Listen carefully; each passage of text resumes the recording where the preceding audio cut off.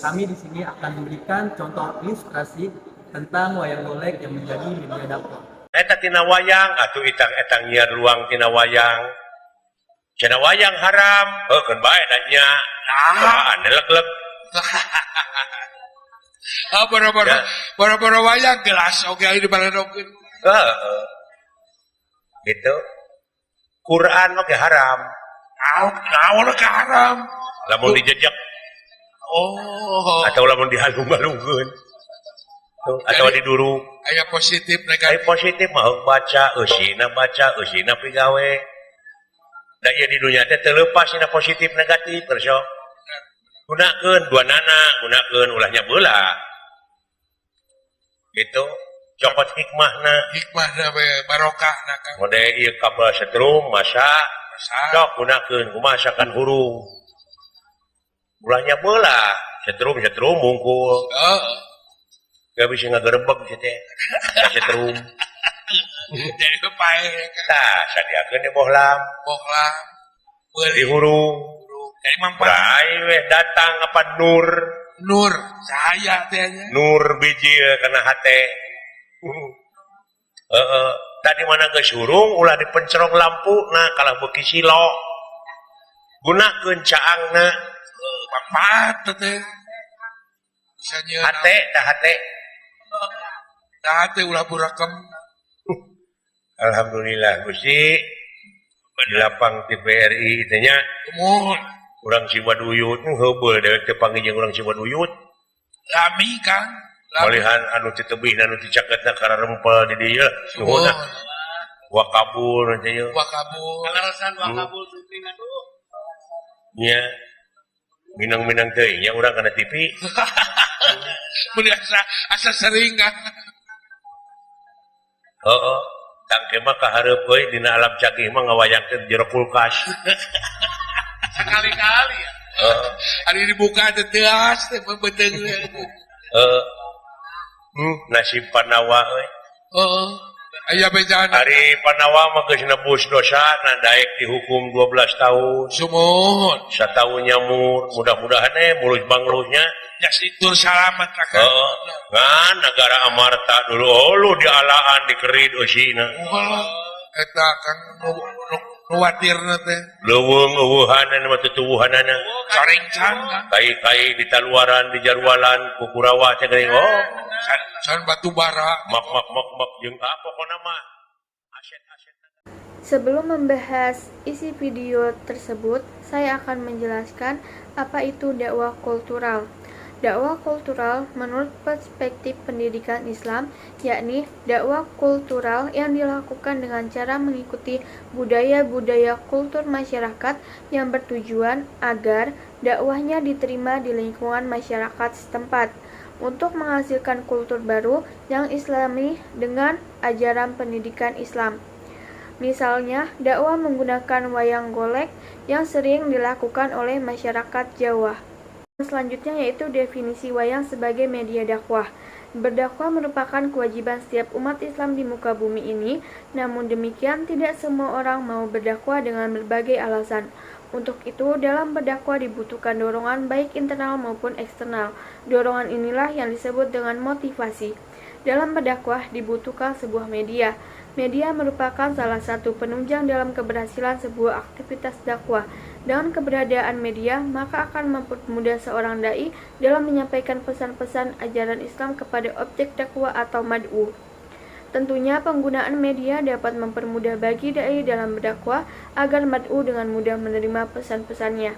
Berbagai macam alat dapat dijadikan sebagai media dakwah, baik itu media tradisional juga modern. Enjang dan Al-Yudin menjelaskan media dakwah berdasarkan jenis dan peralatan yang melengkapinya terdiri dari media tradisional, media modern, dan perpaduan kedua media tradisional dan media modern.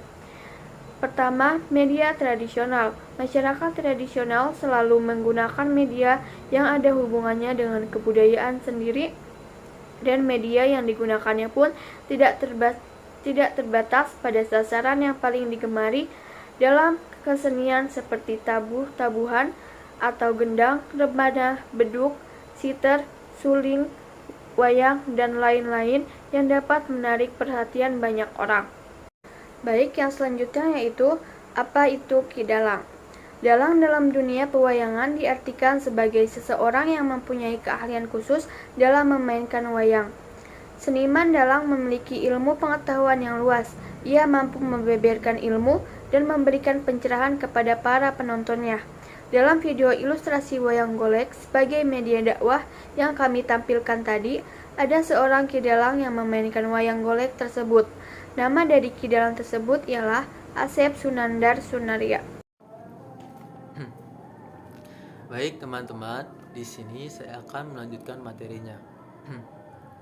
Materi yang saya akan sampaikan yang ini tentang apakah hukum wayang itu haram atau halal. Dalam video ilustrasi yang kami tampilkan tersebut, kita bisa lihat beliau berdakwah dengan menggunakan wayang golek sebagai medianya.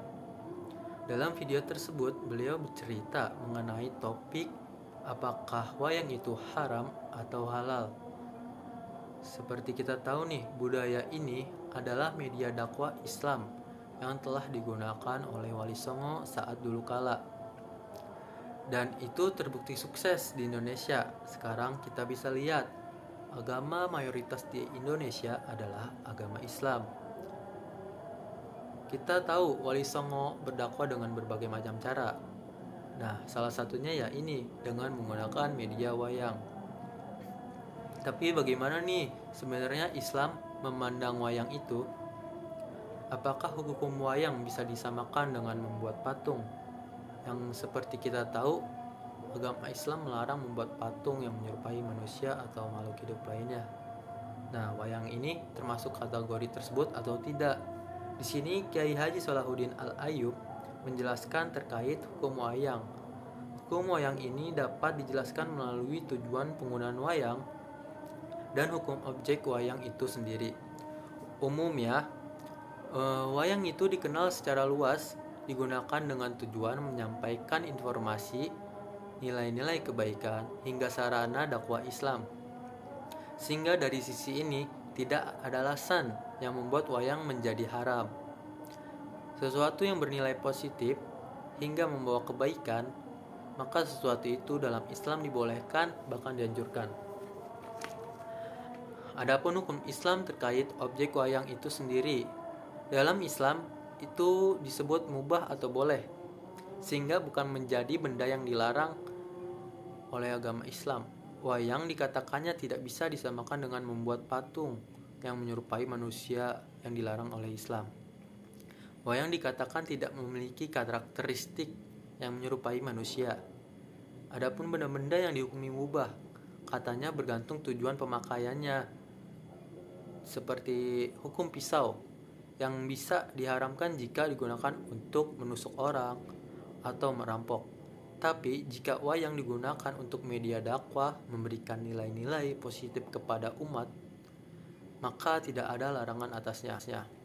Jadi kita di sini bisa menyimpulkan bahwa wayang itu dihukum menjadi mubah atau kondisional. Apabila digunakan seperti Wali Songo dalam berdakwah, itu dibolehkan atau malah dianjurkan. Sebaliknya, apabila wayang itu digunakan untuk bermaksiat atau menyelewengkan ke jalan yang tidak benar, itu diharamkan. Mungkin materi selanjutnya akan disampaikan oleh rekan saya. Terima kasih. Saya Ahmad Rafiuddin akan melanjutkan pembahasan materi dari saudara Irsyad Syafiq. Nah, selanjutnya itu pesan cerita mengenai wayang golek sebagai media dakwah. Pesan ceritanya itu ialah sesuatu yang bernilai positif hingga membawa kebaikan, maka sesuatu itu dalam Islam diperbolehkan bahkan dianjurkan. Seperti yang sedang kita bahas ini, yaitu dakwah melalui wayang golek.